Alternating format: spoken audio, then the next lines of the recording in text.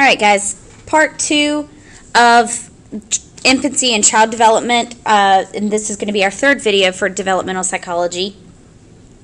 We're going to start talking about the effects of nourishment, body contact, and familiarity for children. So, stranger anxiety is a phenomenon. It's the fear of strangers that infants commonly display beginning about 8 months of age. And it's a fear of unfamiliar faces that infants commonly display. They start this at 8 months again. Soon after, object permanence will emerge, and they greet strangers by crying and reaching for their familiar caregivers like mom, dad, grandma, whatever. The attachment bond is a survival impulse that keeps infants close to their caregivers. So attachment is an emotional tie with another person, and that's the simplest way of talking about it. Young children show this by seeking closeness to the caregiver and showing distress upon separation. Infants become attached to their parents or primary caregivers not simply because they gratify biological needs like nourishment, but because they provide body contact that is soft and warm. And familiarity is also provides another key to attachment. Harry Harlow is a name that you do need to know. You need to write it down. I encourage you to Google him and check out what he did. During the 1950s, the University of Wisconsin had two psychologists, Harry Marlowe and Margaret Harlow, and they bred monkeys for learning studies. And to equalize these infant monkeys' experiences and to isolate any disease, they separated them from their mothers shortly after their birth, and they raised them in sanitary individual cages, which included a little cheesecloth baby blanket. But the biggest surprise was that when the blankets were taken to be laundered, to be cleaned, the monkeys became incredibly distressed. And they recognized that this intense attachment to the blanket contradicted the idea that attachment derives from association with nourishment. So they were saying, the blanket's not feeding the monkeys, but the monkeys are still incredibly attached to it. So they started doing some more research on this. And what they did, they created two artificial mothers. One was a bare wire cylinder, as you can see right there on the left, and it had a wooden head and an attached feeding bottle, and the other one was wrapped in a terry cloth. And when the monkeys were raised with both of these, they overwhelmingly preferred the comfy cloth mother. So, like human infants clinging to their mothers, the monkeys would cling to their cloth mothers when they were anxious. And when they ventured into the environment, they used the blanket as a secure base, as if they were attached to their mother. And researchers soon learned that other qualities like rocking, warmth, and feeding made the cloth mother even more appealing. And human infants are very similar. We get attached to parents who are soft and warm and who rock and feed and pat. Much parent-infant emotional communication occurs through touch, which can either be soothing or arousing, like soothing, like cuddling your baby, or arousing, like tickling your baby. Human attachment also consists of one person providing another with a safe haven when distressed and a secure base from which to explore. We're social creatures at all ages, and we gain strength when someone offers by words and actions a safe haven. And familiarity is based on a critical period. Familiarity provides another key to attachment, and in animals, attachments based on familiarity often form during a critical period, which is shortly after birth. So a critical period is just an optimal period when an organism's exposure to certain stimuli produces proper development. And this rigid attachment process is called imprinting. Not like Jacob Black and the werewolves from Twilight, but this is a real thing. And this is a process by which certain animals form attachments during a critical period very early in life. Although humans do not imprint necessarily, they do become attached to what they have known. And clearly, familiarity provides a safety signal for them. This sensitive period is a idea that, all young animals experience, including humans, experience this sensitive period. It's not necessarily a critical period, but it's still a time period that is important to foster this feeling of love and security and defining your sense of self. When placed in what we would call a strange situation, such as a laboratory playroom, about 60% of children display secure attachment. And secure attachment means that they play comfortably in their mother's presence, and they're distressed when she leaves, and they seek contact when she returns. Other infants who are insecurely attached are less likely to explore their surroundings. When their mother leaves, they cry loudly and remain upset, or they seem indifferent to her going and returning. Sensitive and responsive parents tend to have securely attached children, while insensitive and unresponsive parents have infants who often become insecurely attached. And these are some of the saddest, I think for me, these are some of the saddest experiments that any psychologists have ever done. This is a picture of a monkey that was a part of Ainsworth's studies. And you do need to know who Ainsworth is. Mary Ainsworth designed the strange situation experiments. And what she did was observe mother-infant pairs at home during their first 6 months, and then she later observed the 1-year-old infants in strange situations without their mothers. And again, sensitive and responsive mothers, those who noticed what their babies were doing and responded appropriately, had infants who were securely attached, whereas unresponsive mothers and insensitive mothers, they attended to their babies when they felt like doing it, and then they ignored them at other times. They took them away from the activities that they wanted to be doing, etc., etc. They had infants who often became insecurely attached. Follow-up studies have confirmed that sensitive mothers and fathers tend to have securely attached infants. So, and again, that opens the question of correlation and causation. Some babies, temperaments are different. Although genetically influenced temperament, which is the infant's characteristic emotional excitability and intensity, their characteristics. So sometimes temperaments can be genetically influenced, and they may elicit responsive parenting. Parental sensitivity has taught and does increase secure attachment to some extent. So it's what they're saying right here, temperament, if you have a baby that smiles a lot, that's happy, that's squishy and smells good and stuff, then maybe, and it's generally a happy baby, likes to clap and smile, then maybe their parents are going to be more sensitive to this baby and more responsive to this baby because it's easy to like. However, if you have a baby that is incredibly fussy and maybe they had colic and they had issues and they weren't necessarily a happy baby, they just seemed kind of cranky and fussy and sick a lot, then maybe that's a baby that you're not really gonna, some parents might not feel that sensitive toward and might not neglect is a strong word, but that's the only word I can think of.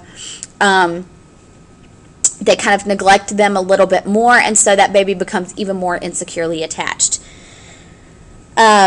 However, parental sensitivity is taught and does increase secure attachment to some extent. So from the first few weeks of life, some babies are easy, meaning more relaxed and cheerful, while others are difficult, tense, and irritable. And some are slow to warm up. And these differences in temperament tend to persist throughout your life. For example, emotionally intense preschoolers tend to be relatively intense young adults. And compared with fraternal twins, identical twins have similar temperaments, indicating that heredity may predispose temperament differences. Most research does focus on the mother's nurturing. However, nearly 100 studies worldwide, father's love and acceptance have been comparable to a mother's love in predicting their offspring's health and well-being. Erik Erikson attributed the child development of basic trust, and he was the psychologist that came up with this idea, that it's the sense that the world is predictable and reliable to sensitive, loving caregivers. And he said that adult relationships tend to reflect these attachment styles of early childhood.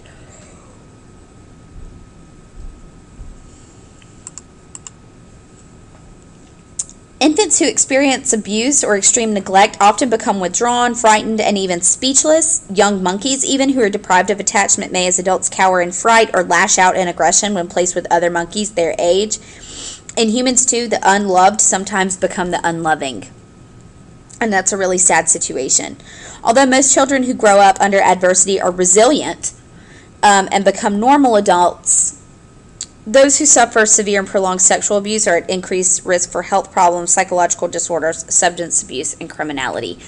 And this question right here, does daycare affect attachment? Hundreds of studies have said no, it doesn't. As long as the parents are still involved, and they're still sensitive to their newborn's or infant and child's needs. They still have most of these children still form a secure attachment to their parents. And it has a lot to do with, is the daycare a good place? Are they getting love and affection and comfort and touch at the daycare? So there are a lot of factors at play, but for the most part, daycare does not affect attachment, and it does not affect emotional or mental development in a negative way.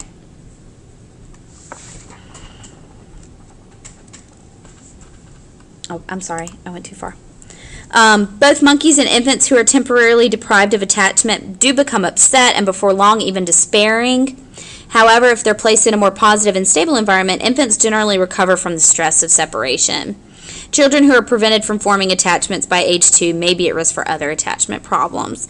And again, like I talked about with daycare, early research uncovered no negative impact of maternal employment on the child's development. More recent research has investigated the effects of differing quality of daycare on different types and ages of children. Children who have spent most time in daycare seem to have slightly advanced thinking and language skills, but sometimes they also have an increased rate of aggressiveness and defiance. But the child's temperament, mother sensitivity, and the family's economic and educational level matter way more than the time spent in daycare. Self-concept is our understanding and evaluation of who we are, and this develops gradually. At about 15 to 18 months, infants will recognize themselves in a mirror. That's what this little girl's doing right here. By school age, children start to describe themselves in terms of their gender, their group memberships, and psychological traits. They also start to compare themselves with other children. And by the ages of 8 to 10 years old, children's self-images are quite stable. And children with a positive self-concept are more confident, they're more independent, optimistic, assertive, and sociable. So now we're going to talk about some different parenting styles. Baumrind was a psychologist that did a lot of studies with parenting styles. He again, I'm sorry, I lost my train of thought. But he did a lot with this, or I should say she, I'm sorry, Diana Baumrind, in the 1990s. They did a lot of studies on self-esteem, self-reliance, and social competence, but from a parental point of view. The different parenting styles. Authoritarian parents impose rules and expect obedience. Permissive parents submit to their children's desires. They make few demands and they use little punishment. And then authoritative is kind of a mix. Authoritative parents are both demanding and they're responsive. Studies have definitely shown that children with the highest self-esteem, self-reliance, and social competence usually have the warm, concerned, and authoritative parents. Studies in cultures worldwide reflect the positive correlates of authoritative parenting, and the effects are stronger when children are embedded in authoritative communities with connected adults who model a good life. So it's not just your parents, it's also your community, it's also your society.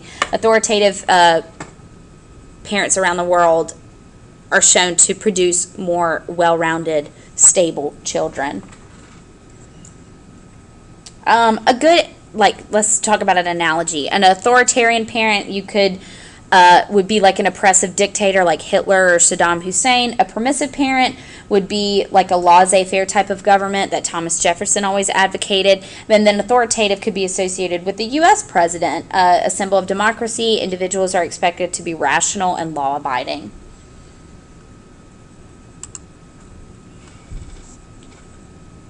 Child-rearing practices reflect cultural values that vary across time and place. In westernized cultures, parents prefer independence in their children. However, many Asians and Africans live in cultures that value emotional closeness, and whatever the cultural preference, children across place and time have thrived under various child-rearing systems. The diversity in child-rearing cautions us against presuming that our culture's way is the only way to rear successful children. Let's talk about some gender differences. Males and females are similar in genetic makeup as well as levels of intelligence, vocabulary, and happiness. Males and females differ in body fat, muscle height, and life expectancy. Females are more vulnerable to depression, anxiety, and eating disorders, and in contrast, males are more likely to commit suicide and suffer alcohol dependence. They are also much more likely to be diagnosed with autism, color blindness, and ADHD as children, and antisocial personalities as adults.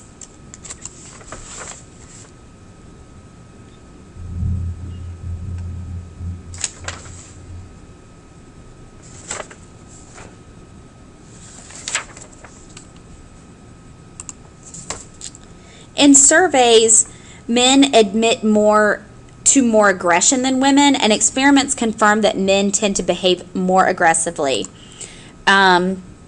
such as by delivering what they believe are painful shocks.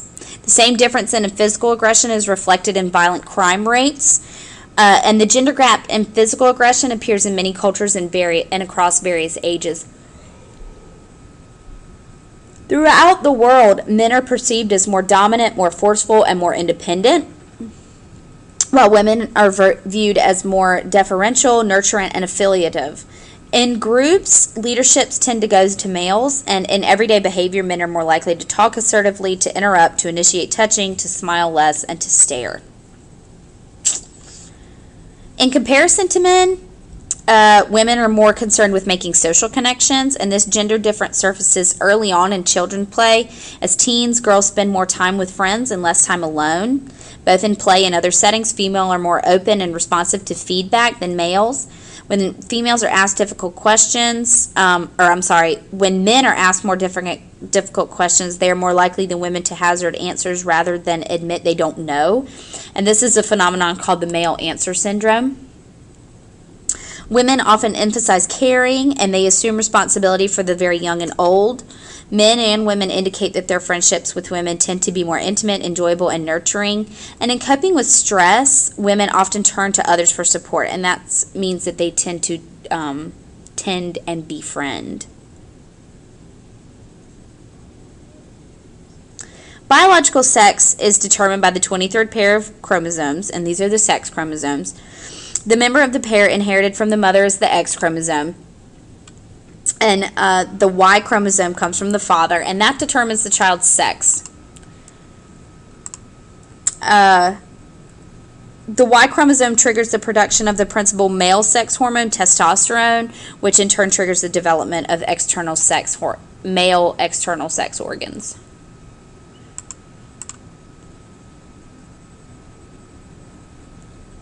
During the 4th and 5th prenatal months, the male's greater testosterone and the female's ovarian hormones have an impact on the brain's wiring. Recent research confirms male-female differences in brain areas with abundant sex hormone receptors during development.